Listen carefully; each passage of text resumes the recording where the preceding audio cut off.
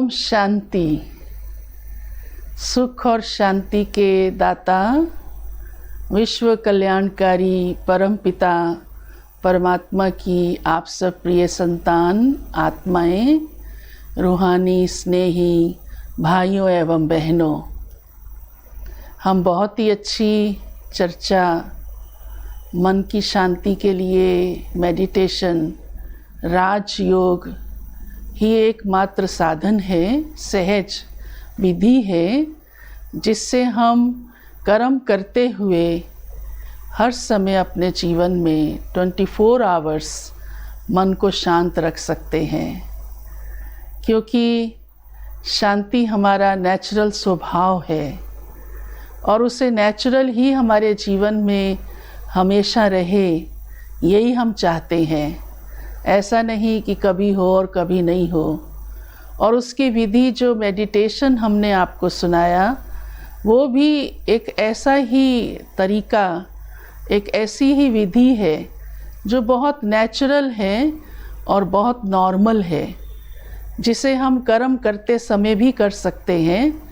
चाहे हम चल रहे हैं, आ रहे हैं, जा रहे हैं, भोजन कर रहे हैं, यहाँ तक कि बातचीत करते हुए भी हमारे मन का तार उस परम पिता परमात्मा से जुड़ सकता है, जो शांति का दाता है और शांति का सागर है। क्योंकि जैसे हमने कल के विषय में आप सबको सुनाया कि मेडिटेशन मीन्स ही आत्म चिंतन, मनन चिंतन, और वह मनन चिंतन हमारी अपनी ही सेल्फ आइडेंटिटी, जो मैं ओरिजिनल में हूँ, उस पर ही होना कि मैं एक आत्मा हूँ और एक इमॉर्टल पावर हूँ, एक लिविंग फोर्स हूँ और मेरा नेचुरल गुण शांति है। लेकिन जो मेरा क्रिएटर है, जो शांति का दाता है, जो उसका सागर है, उससे भी मेरा संबंध होना बहुत ज़रूरी है। वैसे भी एक स्वाभाविक है कि जो चीज़ जहाँ से मिलती हो वहाँ से ही लेनी पड़ती है। अब मान लीजिए आपका सेल फ़ोन है, उसे आपको चार्ज करना है, तो ज़रूर है आप इलेक्ट्रिसिटी के बोर्ड में ही उसका कनेक्शन जोड़ेंगे, किसी और जगह नहीं।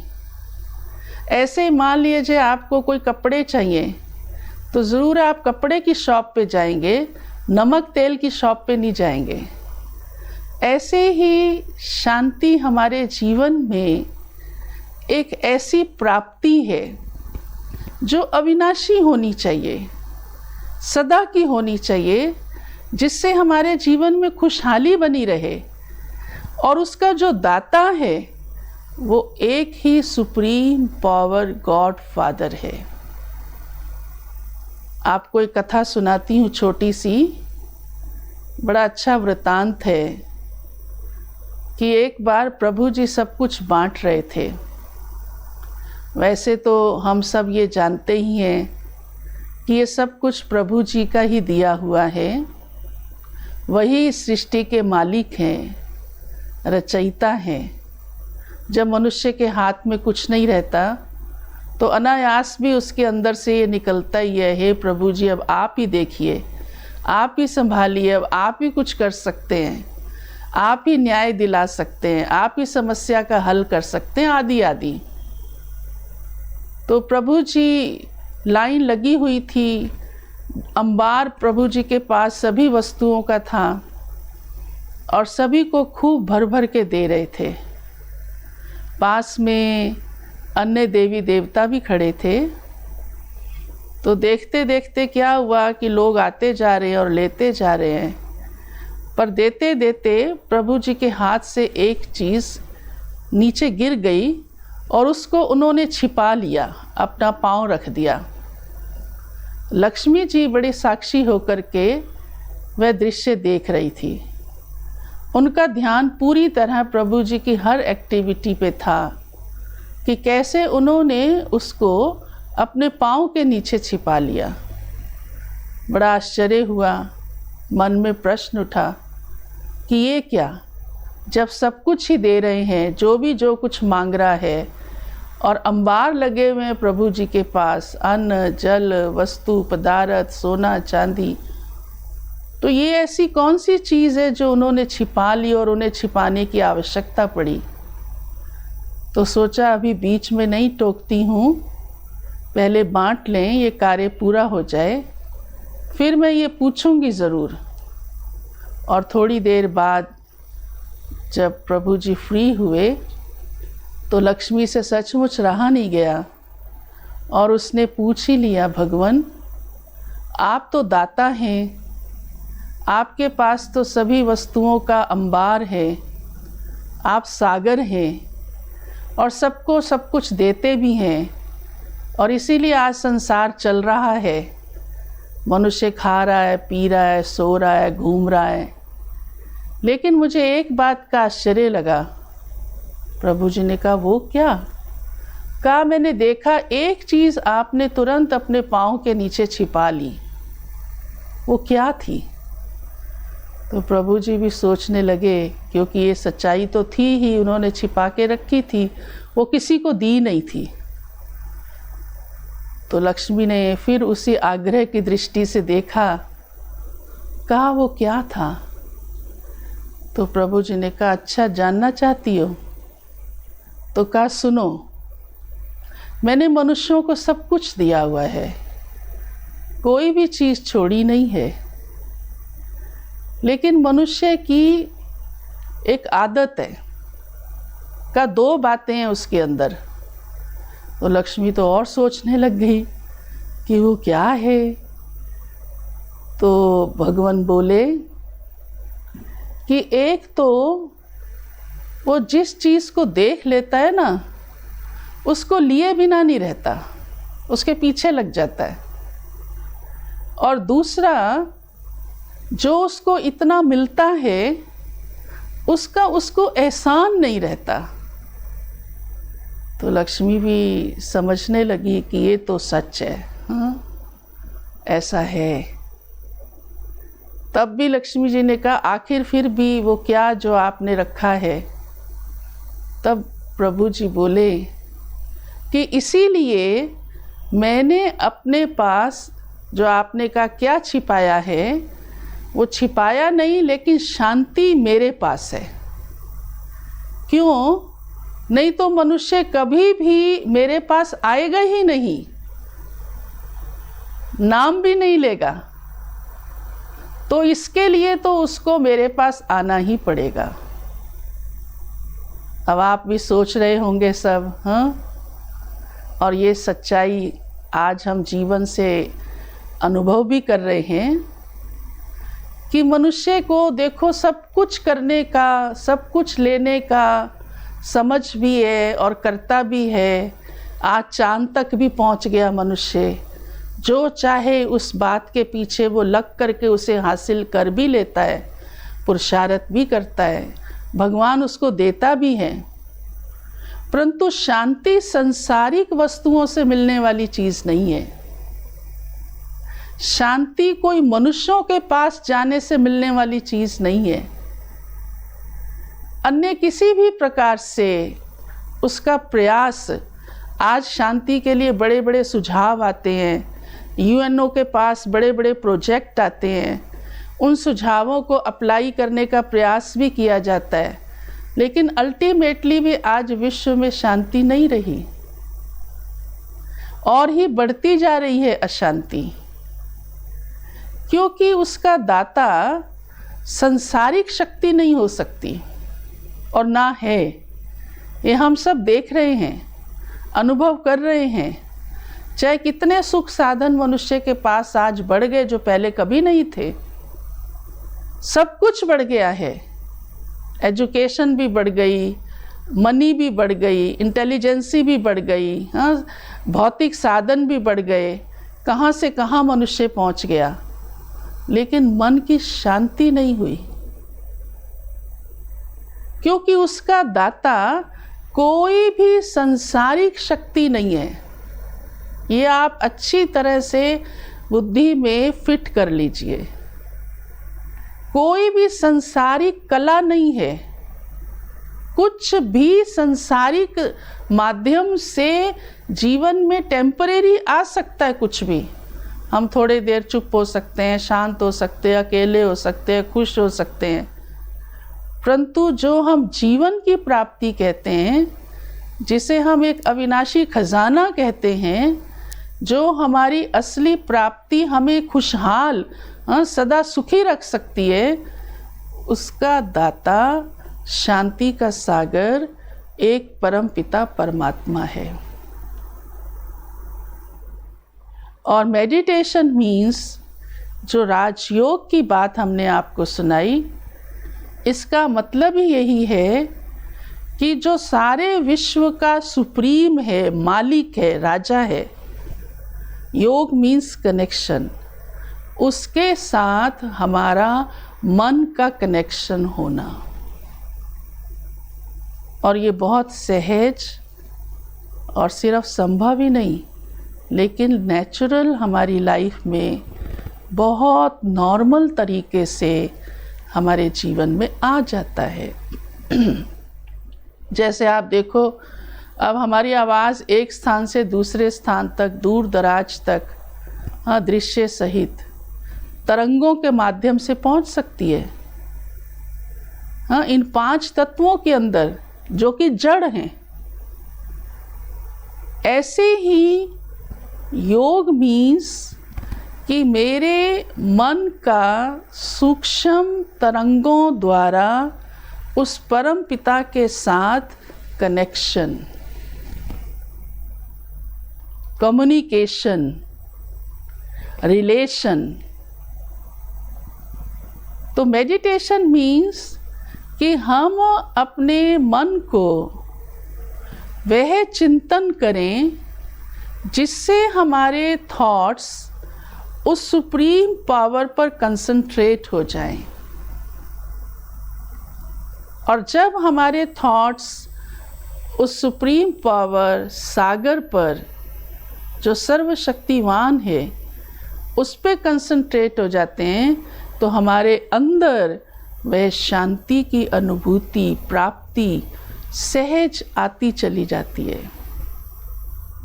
जब आपके फ़ोन के तार का कनेक्शन जुड़ जाता और बैटरी भर जाती है, अगर वो लूज़ होता है तो वो लगा हुआ भी आपकी बैटरी को खाली छोड़ देता है, क्योंकि कनेक्ट हुआ ही नहीं। और आप समझ जाते हैं ये कनेक्ट ही नहीं हुआ तो बैटरी भरेगी कहाँ से।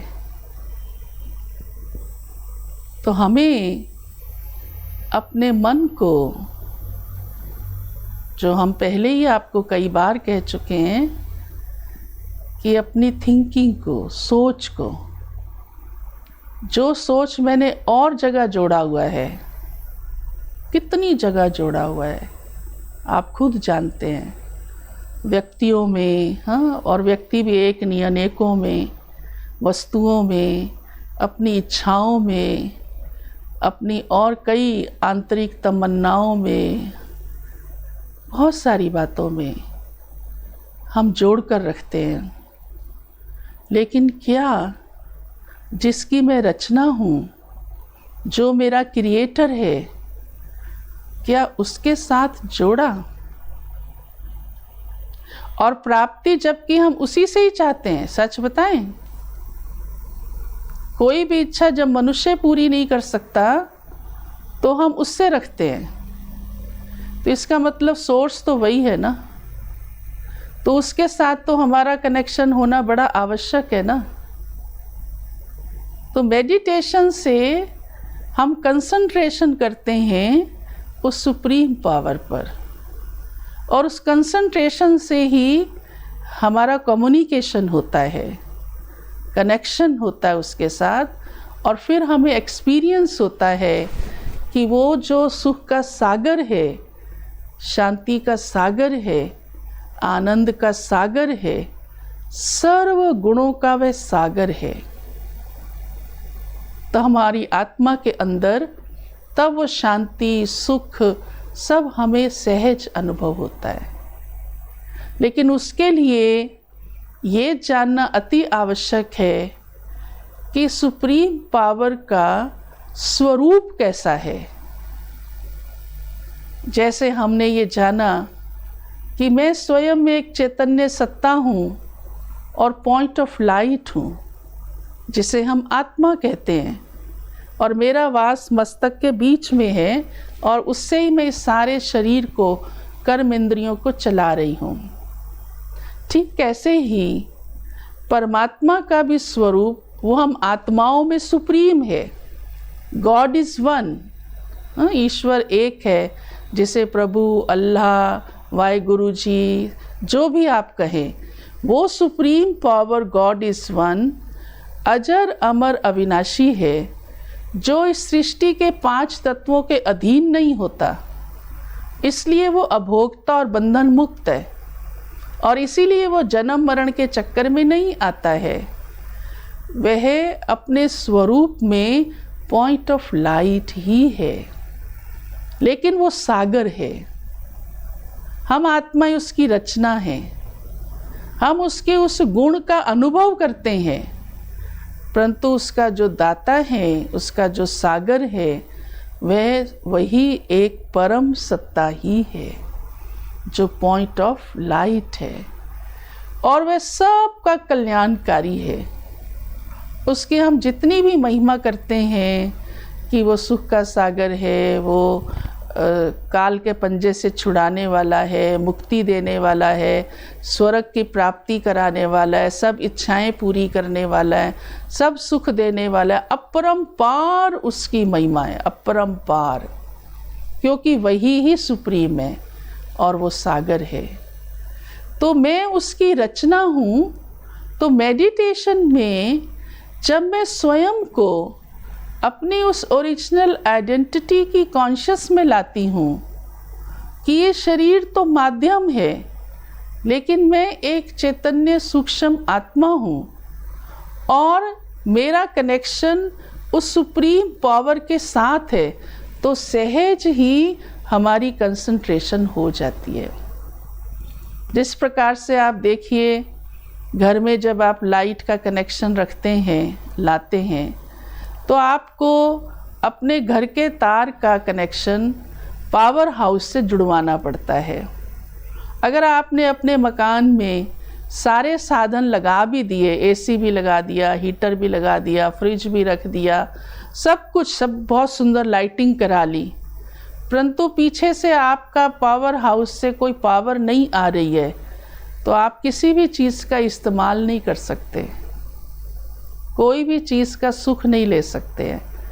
तो कहते पावर ही चली गई, तो अब एसी भी बंद हो गया, हीटर भी नहीं चल सकता है, अब तो ये भी नहीं चल सकता, लाइट भी चली गई, पंखा भी नहीं चल सकता, क्योंकि पावर ही चली गई।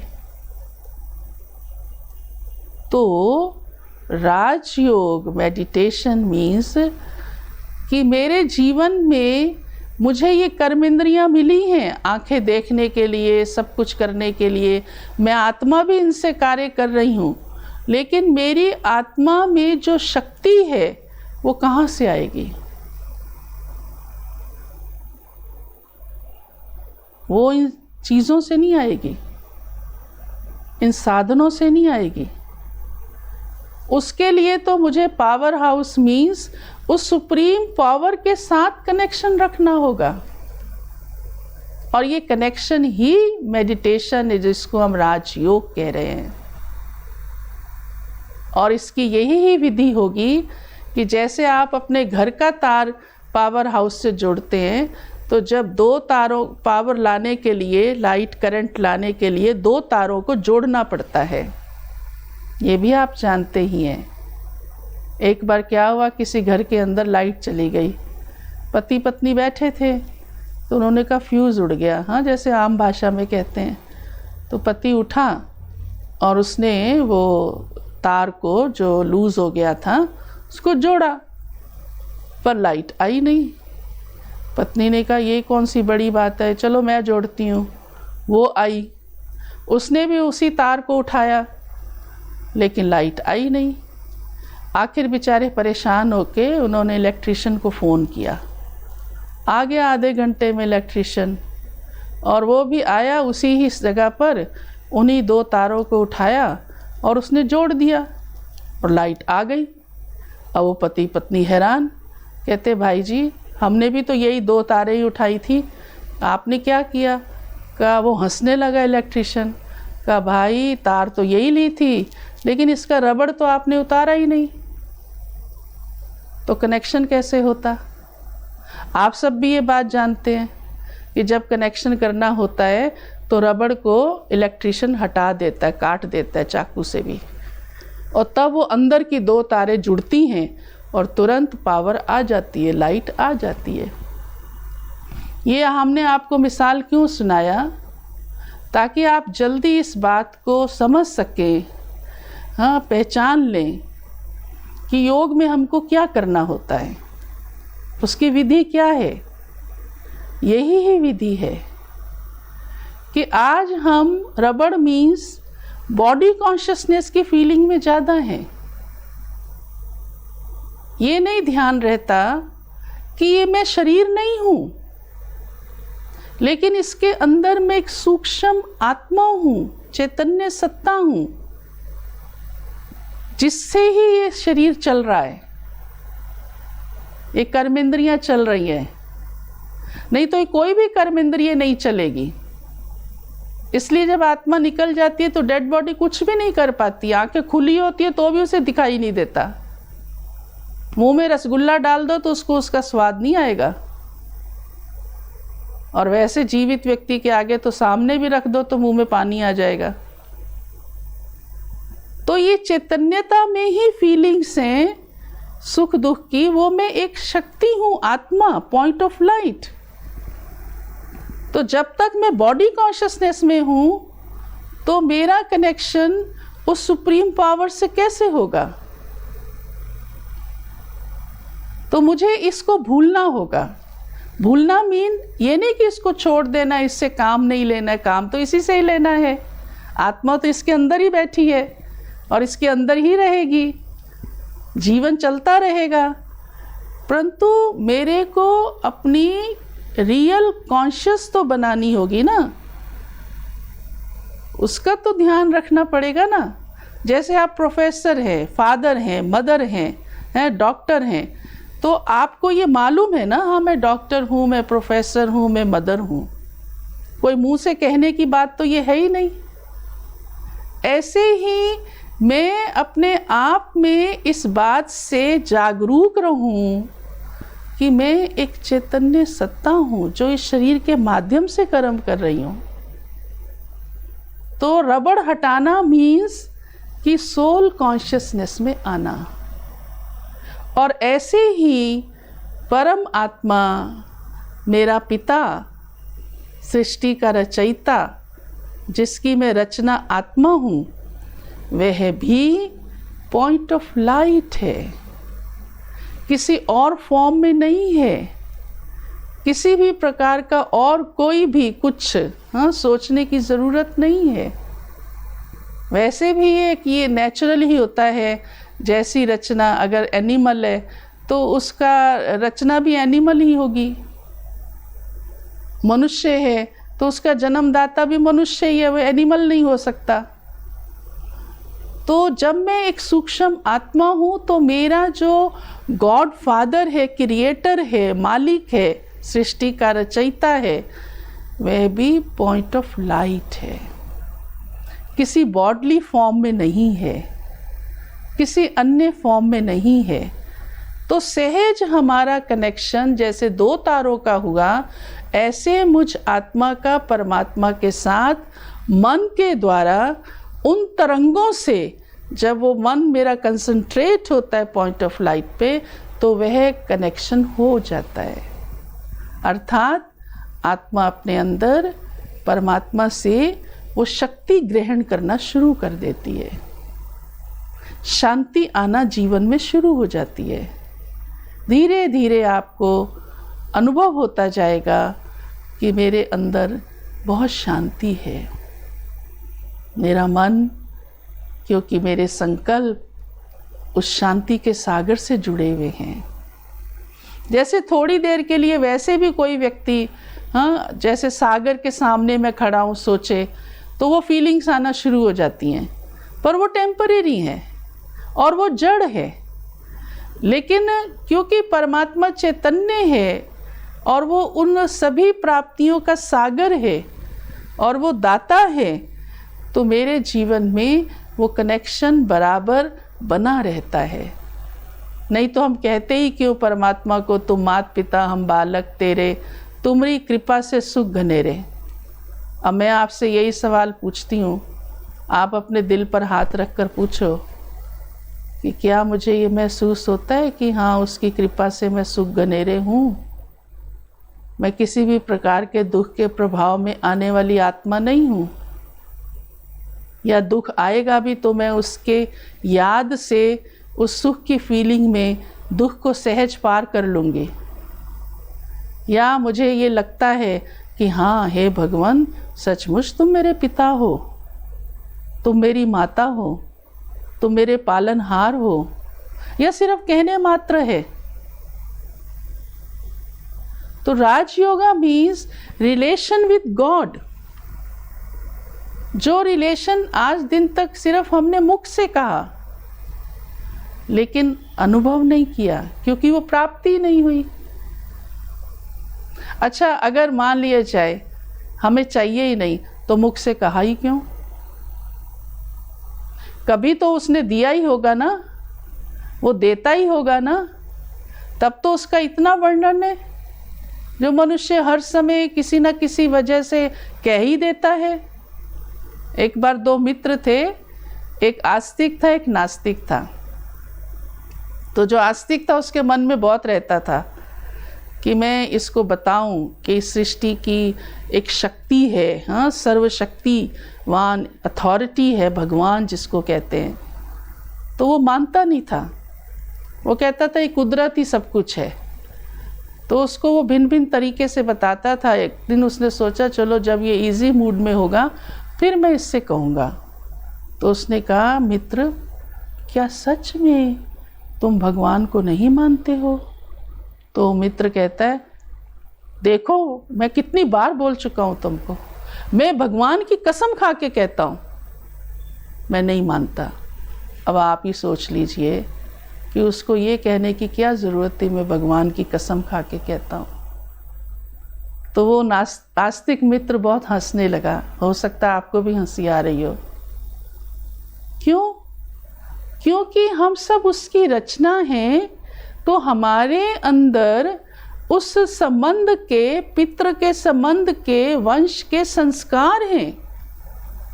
चाहे हम उसे कितना इग्नोर करते रहें, चाहे आज के इस मटेरियलिस्टिक एज में हम परवाह भी ना करें इस बात की। कई बार मनुष्य उसी में इतना भौतिकवादी होकर के रमा रहता है कि उसे आगे पीछे की कोई सुध भी नहीं रहती है। आज ऐसे भी लोग हैं दुनिया के अंदर, पर वो भी सब टेम्परेरी है। अभी के तो हालात ही बता रहे हैं, मैं क्या वर्णन करूंगी आपके आगे। आप जान ही रहे हैं क्या संसार की इस समय दशा चल रही है। तो अल्टीमेटली हम सब उस सुप्रीम पावर की रचना आत्माएं हैं। हमारे अंदर वो स्वभाव में है, लेकिन छिपा हुआ है, उससे इग्नोरेंट होके चल रहे हैं। इसलिए सोचता है मनुष्य, ऐसे नहीं तो वैसे, नहीं तो ऐसे है तो वैसे है। यही कारण है, और कोई कारण नहीं है। तो हमको इस बात को कि कैसे मुझे अपने सोच को उसके साथ जोड़कर रखना है, और जब हम उसके साथ जोड़कर रखते हैं तो हमें जो स्ट्रेंथ मिलती है, उससे हम अपनी लाइफ में अन्य जो भी हमारी एक्टिविटीज़ हैं, जो भी हमारी रिस्पॉन्सिबिलिटीज़ हैं, वो और अच्छी हो जाती हैं, बजाय इसके कि हम उससे और ज़्यादा कोई इग्नोर करें। कई लोगों के मन में ये भी धारणा रहती है कि नहीं, हम प्रभु चर्चा में गए, हम योग करने लगे, मन को ईश्वर में लगाने लगे, हाँ, पीस ऑफ माइंड रहने लगी, तो हमारा तो कारोबार में या अन्य किसी बात में कोई इतना वो इंटरेस्ट नहीं रहेगा, या इतना हम एक्टिव नहीं रहेंगे, हाँ, या जो हम उससे कहीं दूर ना हो जाएं। नहीं, और ही आपकी स्ट्रेंथ बढ़ने से इतनी पॉजिटिविटी आ जाती है कि जहां आप नहीं कर पा रहे थे वहां भी आप करना शुरू कर देंगे। जहां आपको लग रहा था कि मेरे को आलस्य आता है, मेरा इंटरेस्ट नहीं बनता है, या मैं कैसे टॉलरेट करूं, या मैं कैसे एडजस्ट करूं, आपकी क्योंकि इनर स्ट्रेंथ बढ़ गई ना, तो आपको रिलेशंस में भी इजी लगेगा, आपको अपने प्रोफेशन में भी इजी लगेगा, आपको अपनी पर्सनल लाइफ में भी इजी लगेगा। Meditation is not only for piece of mind, बल्कि इट्स फॉर एवरीथिंग। रिलेशंस में, प्रोफेशन में, पर्सनल लाइफ में। Gradually you will feel better better better better, लेकिन आपको उसके लिए थोड़ा अपने अंदर अटेंशन ज़रूर रखना पड़ेगा कि मैं अपने रियल कॉन्शियस में रहूं, अपने थॉट्स को पॉजिटिव रहने दूं, नेगेटिविटी में ना जाऊं। समझ में तो आता ही है ना ये नेगेटिविटी है, और अगर कोई थॉट आता भी है नेगेटिव तो उसे चेंज करूं, और उसे चेंज करने का अब आपको ये बेस मिल रहा है। अदरवाइज कई बार कोई व्यक्ति खुद ब खुद नहीं कर पाता है, पर अब जो ये आपको लेसन्स मिले हैं मेडिटेशन के, इससे आप अपने आप को अंदर से खुद अपने थॉट को चेंज कर सकते हैं। ये तो अभी आपको हमने थोड़ा सा बेसिक ही बताया है, लेकिन धीरे धीरे आपको ये फील होता जाएगा, अंदर महसूस होता जाएगा कि हाँ, मैं शांत हूँ, मैं सेटिस्फाइड हूँ। लेकिन ज़रूरी नहीं एक ही दिन में 100% हो जाएगा, ये मैं गारंटी नहीं लेती। दूसरा, आपके प्रयास पर भी है,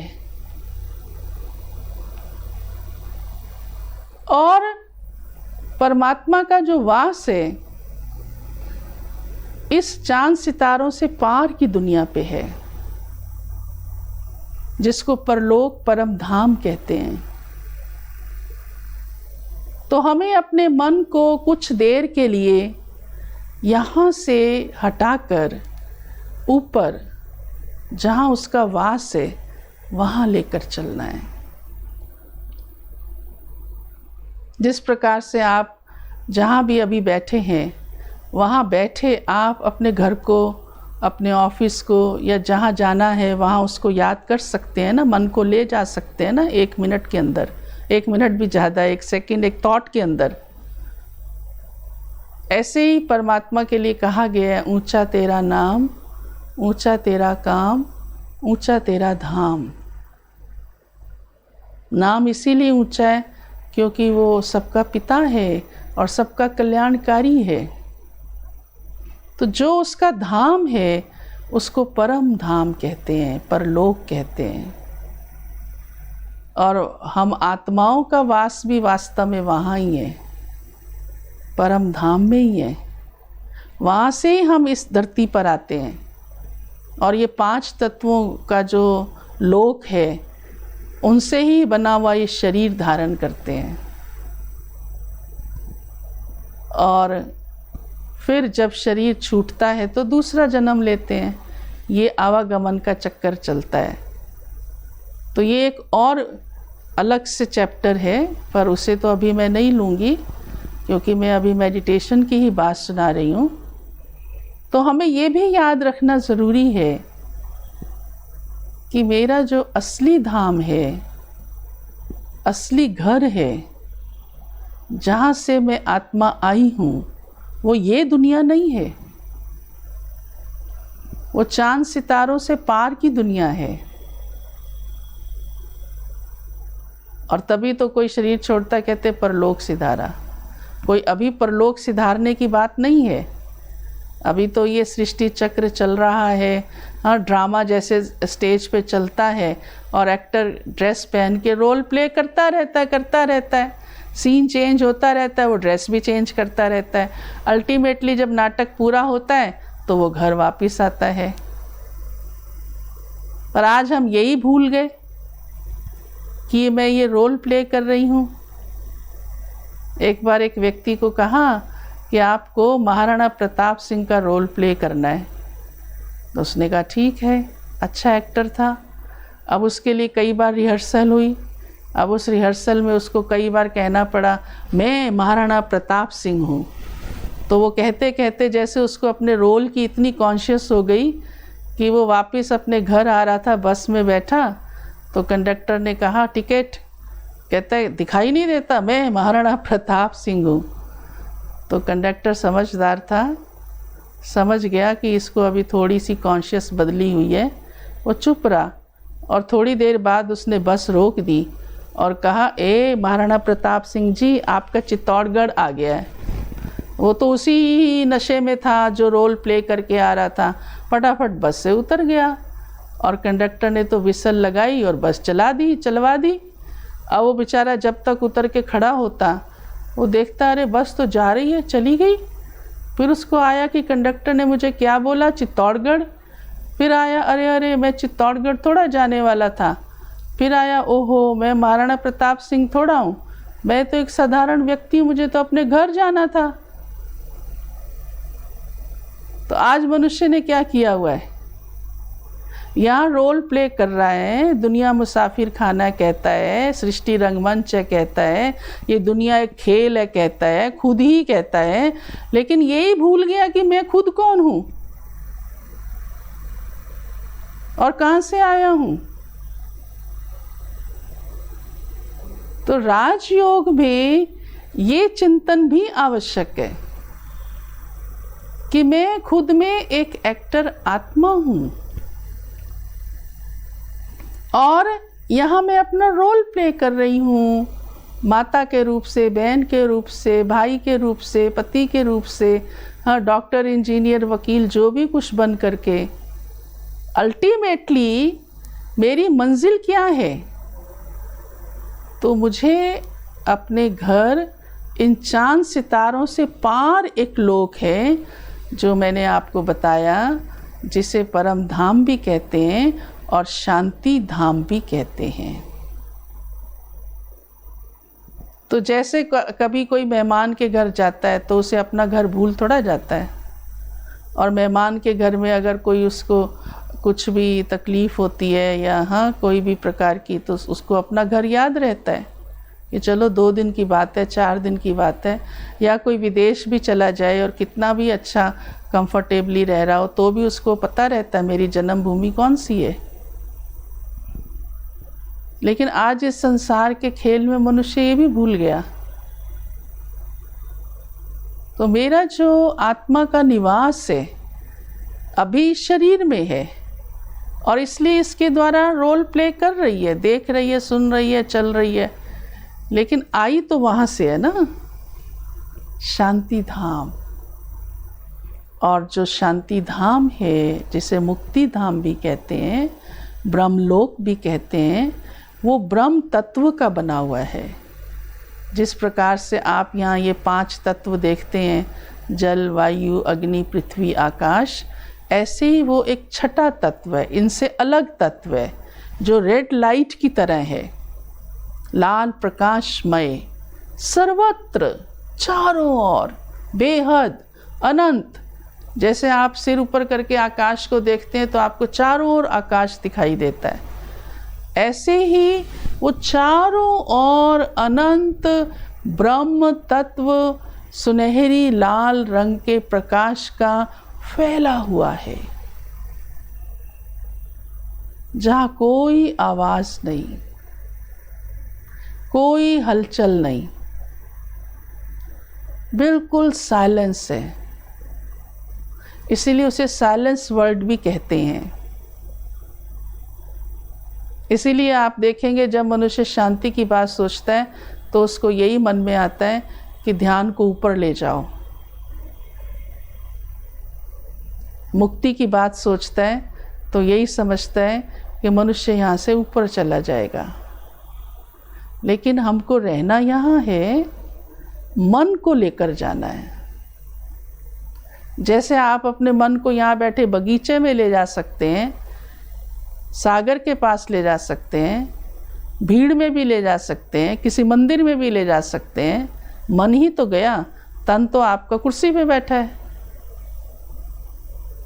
तो मेरी जो असलियत है, जो रियल लाइफ की बेसिक, जो जिससे ही मेरे जीवन में ये सब कुछ चल रहा है, तो मुझे वो याद रखना ज़्यादा ज़रूरी है।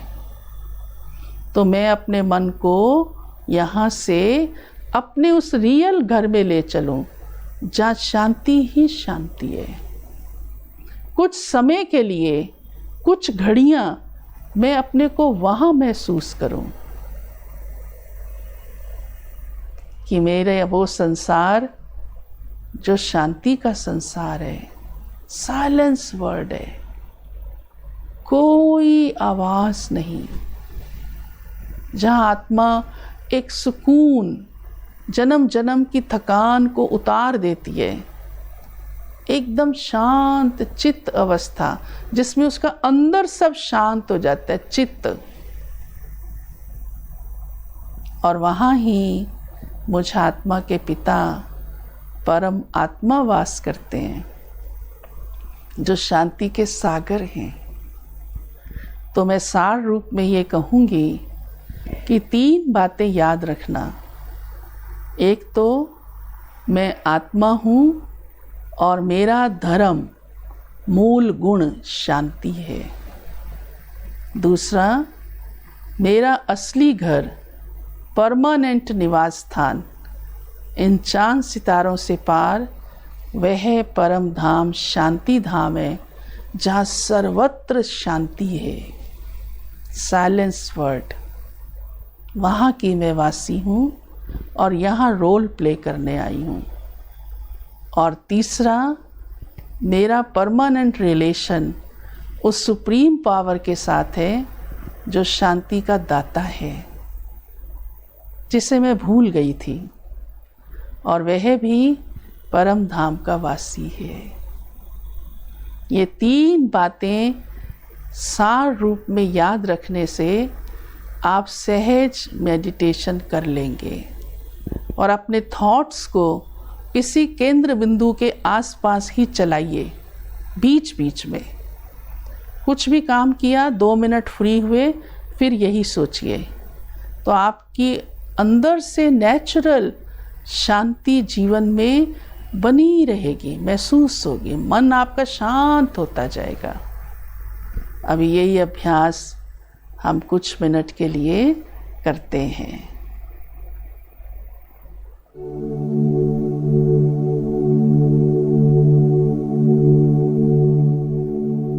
मैं स्वयं में अजर अमर अविनाशी हूँ, पॉइंट ऑफ लाइट हूँ।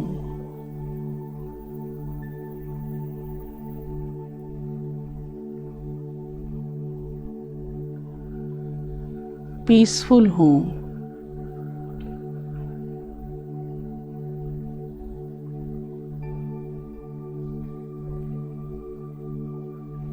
इस सृष्टि रूपी रंगमंच पर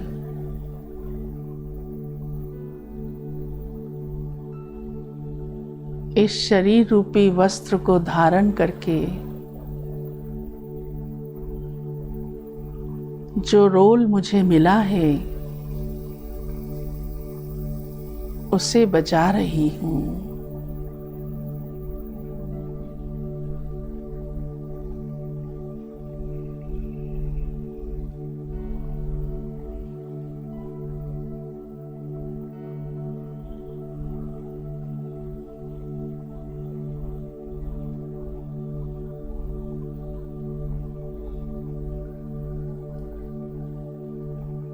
इन 5 तत्वों से पार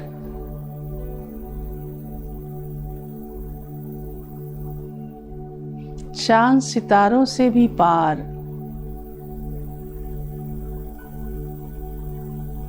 सबसे ऊपर एक ऐसी दुनिया है जहाँ शांति ही शांति है,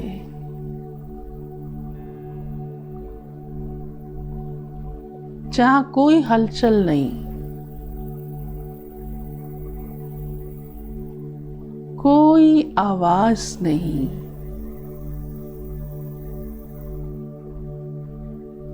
वह शांति धाम है।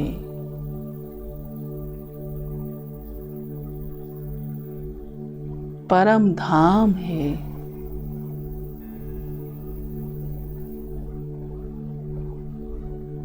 जहाँ इस सृष्टि के मालिक शांति के सागर परमात्मा निवास करते हैं।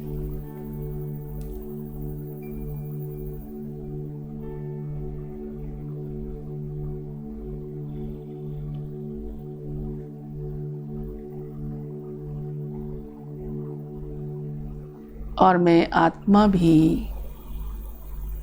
उनकी रचना मूल रूप से वहाँ की ही वासी हूँ।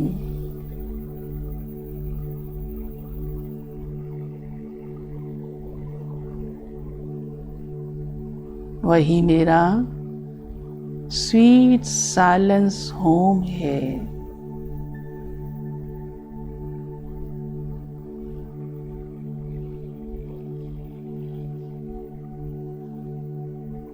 जहाँ सर्वत्र सुनहरी लाल रंग का प्रकाश, जिसे ब्रह्म कहते हैं, चारों ओर फैला हुआ है।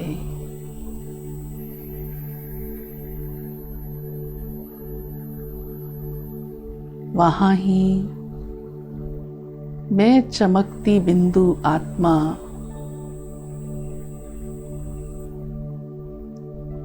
उसी ठिकाने पर जाकर रहती हूँ। और मेरे पिता भी चमकते ज्योति का स्वरूप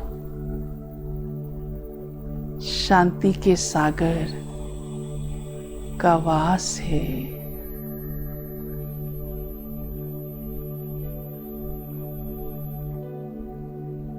प्यारे परम पिता, आप ही शांति के दाता हैं और मैं आपकी रचना हूँ।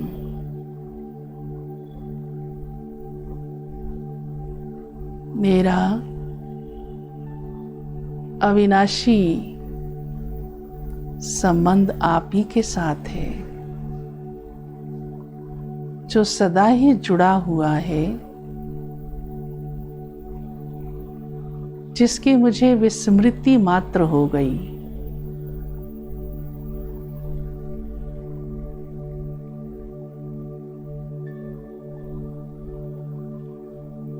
अब मैं अपना यह ईश्वरीय जन्म सिद्ध अधिकार कि आपकी मैं संतान हूँ,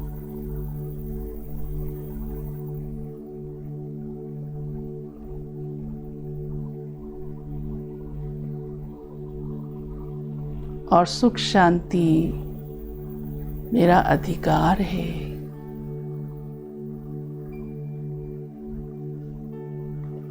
यही मेरे जीवन की असली प्राप्ति है। यह खजाना मुझे आपसे ही मिल रहा है।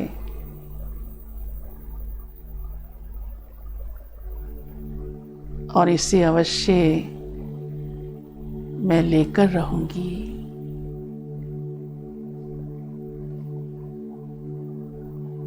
ये मेरा परम सौभाग्य है।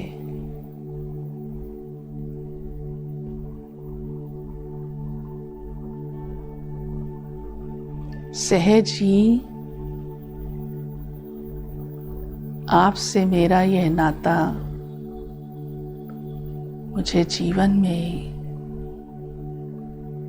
सुख शांति संपन्न बनाएगा।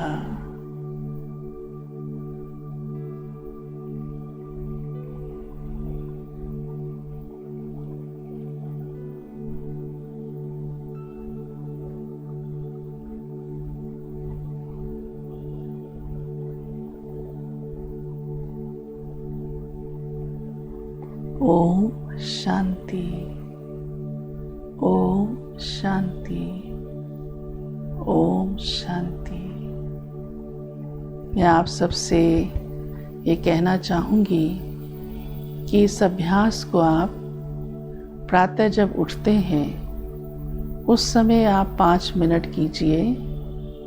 इन्हीं ही थॉट्स को लाइए और रात को सोने से पहले भी जो भी कारोबार आपकी चली उसे लास्ट में स्टॉप करके अपने विचारों को सब तरफ से हटा के 5 मिनट अवश्य इस ही कॉन्शियस में यही चिंतन करते हुए आप रात को विश्राम में जाइए। और दिन भर में भी आप चाहे अपने घर पर हैं, ऑफिस में हैं, चाहे किसी भी व्हीकल में, आपको जो भी टाइम मिलता है 5 मिनट 2 मिनट आप यही चिंतन कीजिए। तो ऐसा करते रहने से आपको ये अभ्यास सहज भी हो जाएगा और जो हमने मेडिटेशन की आपको बातें विधि सुनाई हैं वो इसी ही प्रकार से आपके जीवन में उन प्राप्तियों का अनुभव भी कराती जाएगी। Thank you. ओम शांति।